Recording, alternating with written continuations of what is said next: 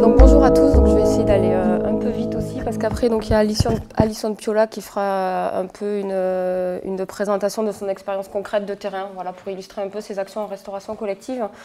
Donc Caroline Quignot, donc moi mes missions à la DRAF elles concernent plus le premier A pour alimentation, donc l'alimentation comme finalité de notre agriculture qui est le second A du mot DRAF. Donc ma présentation elle va être principalement axée sur la stimulation de la consommation de légumineuses. Donc je vais aller très vite sur ces données chiffrées puisqu'on en a déjà parlé, donc une consommation qui a énormément baissé en 60 ans au niveau français, qui est bien inférieure à la moyenne européenne. Et à côté de ça, donc 80% des volumes que l'on consomme sont importés. Donc on est face à plusieurs enjeux, donc à la fois stimuler la consommation, relocaliser la production et la distribution, donc la production au sens large, et prendre en compte l'origine France comme un atout dans un marché qui est dominé par les produits d'importation. Donc mes diapos sont coupés un peu, bon, on verra. Donc au niveau des projets territoriaux en fait, de développement des légumineuses, donc il y en a déjà un certain nombre qui existent. Donc là je vais rappeler un peu les principaux grands objectifs et éléments clés de réussite, mais un bon nombre d'entre vous connaissent déjà ces éléments. Donc en général il y a deux grands objectifs qui sont recherchés de façon concomitante, donc à la fois la structuration de filières de production locale, donc production au sens large, et de façon concomitante idéalement, donc la prise en compte des différentes voies de valorisation, y compris la structuration de débouchés locaux, sans exclure pour autant d'autres voies de valorisation comme l'exportation. Donc pour réussir ces projets territoriaux de développement des légumineuses, donc il faut bien sûr prendre en compte les besoins et les caractéristiques du territoire et questionner donc ce territoire de projet. Donc là, j'ai listé un certain nombre de questions. Donc, où en est-on de la production sur ce territoire? Vers où on souhaite aller en termes de qualité, de mode de production, de débouchés? Et en parallèle, se poser aussi des questions sur la consommation. Voilà, où c'est qu'on en est actuellement sur la consommation, que ce soit par les particuliers, donc le citoyen, comme en restauration hors domicile, donc notamment en restauration collective. Explorer aussi les canaux de commercialisation, les actions de promotion des légumineuses. Et également se poser la question donc, des acteurs qu'on va associer à la réflexion et quel mode d'interaction entre ces différents acteurs. Donc il paraît évident qu'il faut à minima organiser une concertation entre les acteurs de l'offre au sens large et de la demande, donc les collectivités, les associations, la distribution, les enseignes de commercialisation aussi. Si on peut ajouter à ça la recherche, l'innovation, ça peut être que mieux. Donc là, c'est vraiment un schéma théorique idéal. Voilà, c'est pas évident de faire se réunir l'ensemble de ces partenaires. Mais quand j'ai regardé la liste en fait, des participants aujourd'hui, on se rend compte que vraiment la plupart de ces différentes structures sont en fait présentes aujourd'hui. Donc c'est pas non plus impossible. Par rapport au levier d'action sur la demande, donc notamment sur la restauration collective, juste avant, je vais rappeler le rôle que peuvent avoir les collectivités pour soutenir à la fois la production et la demande. Donc les collectivités, il y a déjà des actions qui existent, pardon. Donc elles peuvent participer à la promotion d'un produit phare qui participe à la renommée gastronomique du territoire sur lequel est implantée la collectivité. Donc il y a des brochures, des sites internet, l'office de tourisme, l'organisation de foires ou de manifestations. Elles peuvent également soutenir l'installation de points de vente collectifs ou de magasins de produits locaux. Donc ça peut aussi être une piste. Et les cantines, mais ça j'y reviendrai juste après. Au niveau de la sensibilisation du grand public, donc en cherchant un peu, j'ai vu qu'il y a déjà des actions qui existent, mais bon, il faudrait aller plus loin. Donc on peut s'adosser à des événements grand public qui existent déjà, comme le salon de la qualité alimentaire, le SISCA, qui a lieu à Toulouse donc fin décembre tous les ans, où là il y a des stands de présentation de lentilles et pois chiches, donc c'est plus pour la vente, mais il faut savoir que sur ce salon, il y a il y a un parcours d'essence que des enfants font notamment le jeudi et le vendredi. Donc il peut y avoir aussi un stand dans ce parcours de sensibilisation autour des légumineuses. Plus récemment, le week-end dernier, donc, il y avait un événement à Toulouse qui s'appelle Toulouse à table dans le cadre de la fête de la gastronomie, où les lycées agricoles de l'ensemble de la région Languedoc-Roussillon Midi-Pyrénées avaient un stand. Et notamment, le lycée agricole donc, de Toulouse-Hauzeville a pu parler de ces différentes gammes de lentilles et a pu les vendre aussi aux passants. La sensibilisation elle peut aussi passer par des cours de cuisine autour des légumes secs, voilà, ce qui est assez en vogue en ce moment. Via les différentes actions des associations qui maillent le territoire hein, et via pour les enfants des actions de sensibilisation sur le temps scolaire ou périscolaire.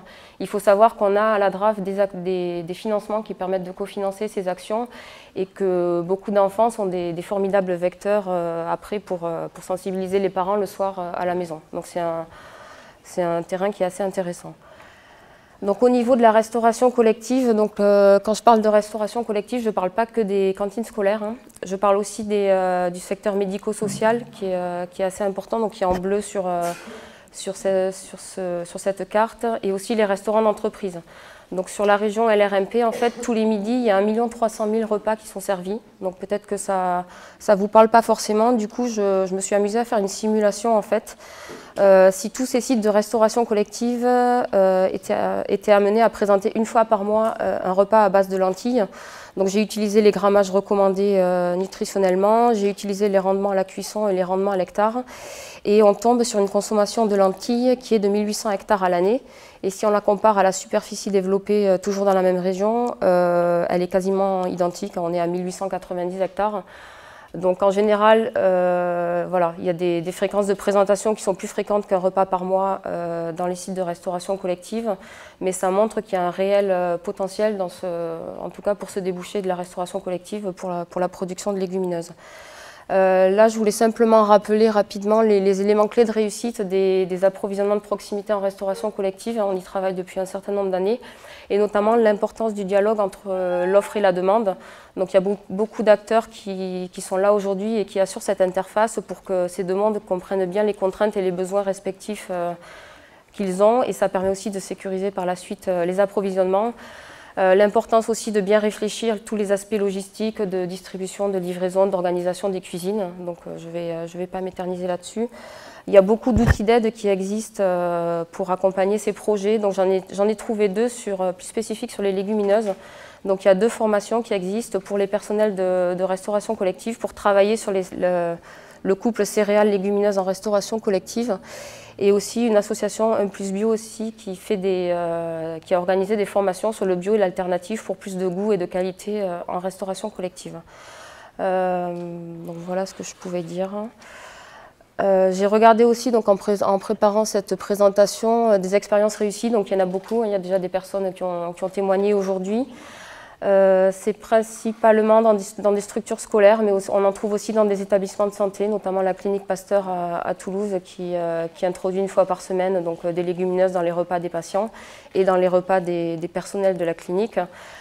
Pour les structures, donc là c'est coupé, donc pour les structures qui souhaitent se lancer, en fait, voilà, je pense qu'il ne faut pas viser d'emblée un approvisionnement régulier, mais commencer plutôt par des semaines à thème, par l'introduction de légumineuses dans des menus en particulier. Travailler aussi avec des élèves sur la confection de recettes qui plairaient du coup par la suite aux élèves et qui pourraient être intégrées en restauration collective. Et sur ce dernier point, je pense que les lycées agricoles peuvent être un formidable terrain de jeu pour après enclencher des approvisionnements plus réguliers. Donc je vais laisser la parole à Alison, donc, qui va vous présenter son expérience plus concrète sur un site de restauration collective. Et qui va essayer de le faire en 3 minutes aussi. D'accord. Ce sera mieux. Merci. Oui. Donc bonjour à tous, donc moi on m'a demandé d'intervenir pour vous faire un retour d'expérience puisque en fait je suis diététicienne dans une restauration scolaire qui est l'établissement public administratif de restauration collective d'Arles, donc les PARCA. Donc nous avons en fait une cuisine centrale en liaison froide et nous servons 3000 repas par jour, c'est essentiellement pour des scolaires, on a d'autres populations mais la majorité sont de la maternelle jusqu'au CM2. Donc j'ai commencé par vous mettre en fait les recommandations nutritionnelles que l'on utilise pour faire nos menus. Donc les légumes secs, on peut les mettre en entrée et en dessert, mais on les met essentiellement en plat. Donc c'est pour ça que là je vous ai mis que ça comme exemple. Donc on peut d'abord les mettre en accompagnement avec une fréquence de 10/20. Donc là, ils rentrent dans la classe avec les féculents. Donc ça sera bien sûr pas 10 repas sur 20 de légumineuses. Ça sera aussi, ça fait partie aussi du groupe avec les pâtes, etc. Et ensuite, l'autre possibilité, c'est de mettre les légumes secs en plat protidique végétarien. Donc dans ce cas-là, ils rentrent dans la catégorie des plats contenant moins de 70% du grammage recommandé pour la portion de viande, poisson ou œuf. Donc en fait, là, il y en a 0%. C'est pour ça qu'ils rentrent dans cette catégorie-là, qui est une catégorie qui est limitée pour nous. On a le droit d'en mettre que 2/20 repas. Donc dans cette catégorie-là, il y a plein d'autres choses qui rentrent, notamment le cordon bleu qu'adorent les enfants et plein d'autres choses comme ça. Donc bon, on a la possibilité de faire des plats protidiques végétariens, mais vous voyez, c'est assez limité. Donc je vous ai mis là quelques exemples de recettes. Donc on utilise des produits transformés, donc on reçoit déjà tout prêt, comme les boulettes de lentilles, les boulettes de pois chiches et la panisse, donc tout est bio. Et ensuite on a des produits que l'on transforme nous-mêmes. Donc par exemple en entrée, on propose des potages de pois cassés à la crème, des salades de pois chiches avec par exemple de la tomate et des olives. En plat, on peut proposer des bolognaises de lentilles, des parmentiers végétales, donc là on substitue la viande. Et en dessert, là pour la semaine du goût, on va par exemple proposer un gâteau au chocolat avec des haricots rouges. Donc là, je vous ai mis rapidement quelques éléments budgétaires. En fait, j'ai comparé la portion de viande avec la portion de légumes secs, juste pour montrer que ce n'était pas un frein budgétaire, puisque en général, c'est moins coûteux pour les légumes secs et du coup, on peut reporter ce qu'on gagne sur des produits bio, locaux, de meilleure qualité, etc. Là, je vous ai mis juste la provenance des légumes secs que nous, on utilise. Donc, on a la lentille verte et le pois chiche bio qui sont plus que locales puisqu'ils sont cultivés à 1,5 km de la cuisine centrale. Les autres produits sont un petit peu plus loin, mais ça reste du français. Ensuite, là, je vous ai mis, pour finir, en fait, juste un quantitatif pour vous dire un petit peu ce que ça représente pour nous. La lentille verte bio, c'est 1,2 tonnes par an, puisqu'en fait, on fait un repas par mois en moyenne avec de la lentille. Et pour le pois cassé, le pois chiche, les haricots blancs et les flageolets, c'est chacun 150 kg par an. Voilà. Merci.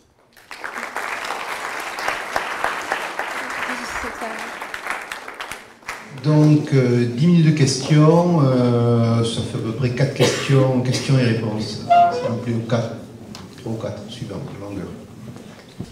Oui, j'étais élève en 1955 à Charlemagne. Et ça fait 61 ans que je travaille, donc ça va, vous voyez.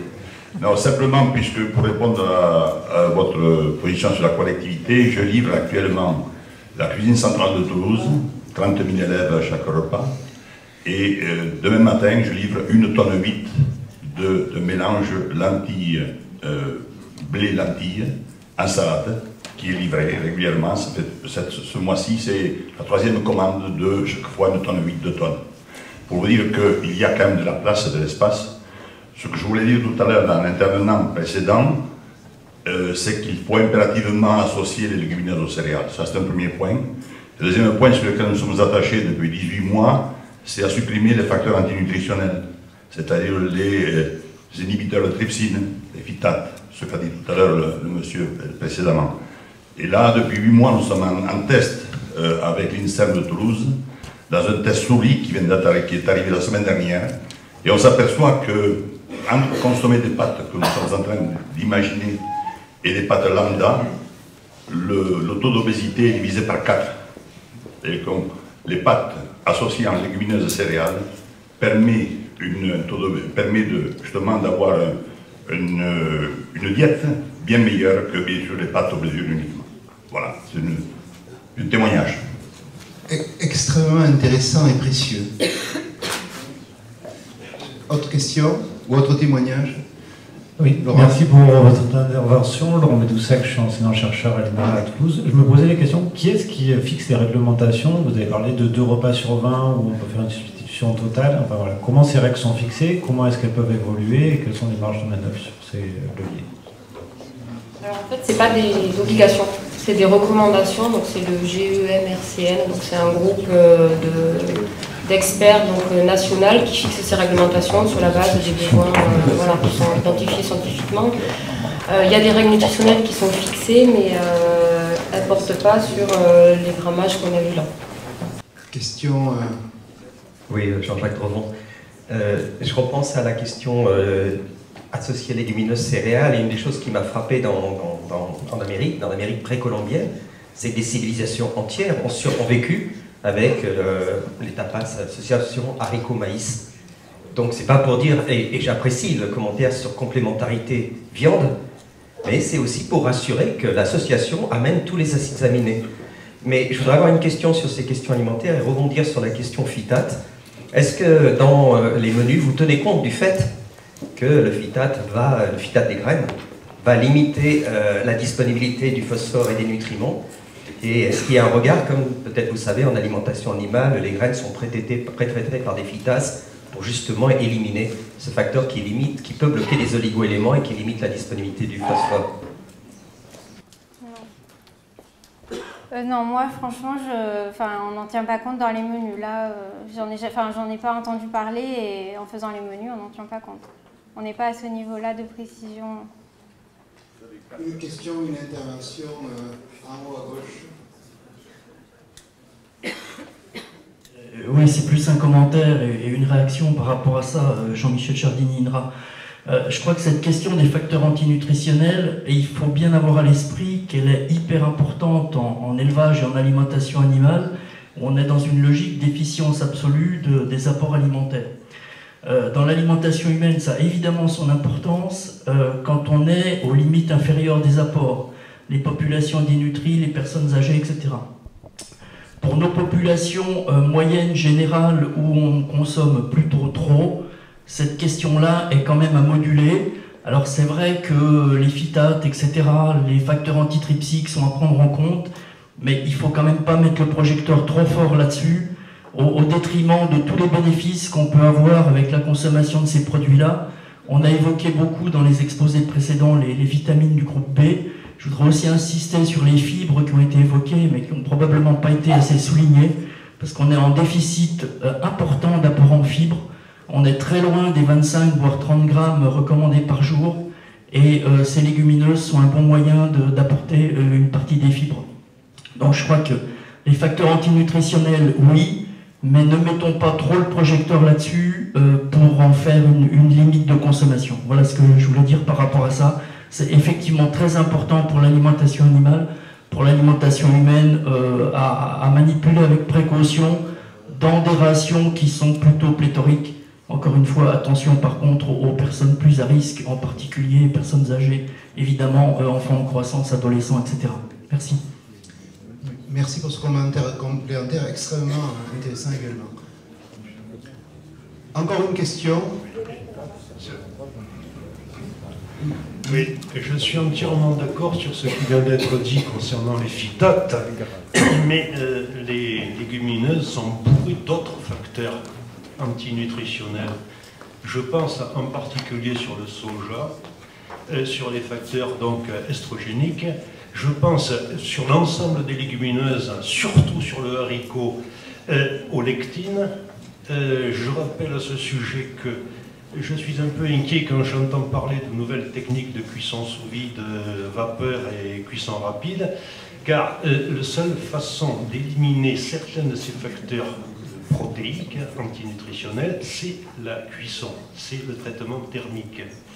Je rappelle pour mémoire une petite anecdote, c'est ce qui s'est passé après la guerre, au départ de la guerre froide, au moment du blocus par les soviétiques du Berlin-Ouest. Pendant quelques semaines, donc, les Américains ont approvisionné Berlin-Ouest par un pont aérien, et dans ce pont aérien, il y a eu des livraisons de sacs de farine de haricots sans étiquetage. Le résultat des courses, c'est que les consommateurs ont préparé leur nourriture comme si c'était une farine de blé. Le résultat sanitaire était catastrophique. Vous ramenez le tube digestif si vous consommez un haricot mal cuit. Donc il y a beaucoup de précautions à prendre sur ce terrain-là, et donc bon courage aux industriels, mais il faut en tenir compte. Voilà. Merci, un grand merci, parce que ce débat était absolument passionnant et complétait merveilleusement les interventions précédentes. C'était le champ de la recherche et de l'amélioration variétale est fabuleux pour régler ces différents problèmes, qui sont des réalités. Pour le soja, il y a des recommandations de l'Agence française de sécurité sanitaire des aliments, qui sont toujours valables de 2006 ou 2007, sur les maximums recommandés pour les enfants notamment, en matière de phytoestrogènes, isoflavones notamment.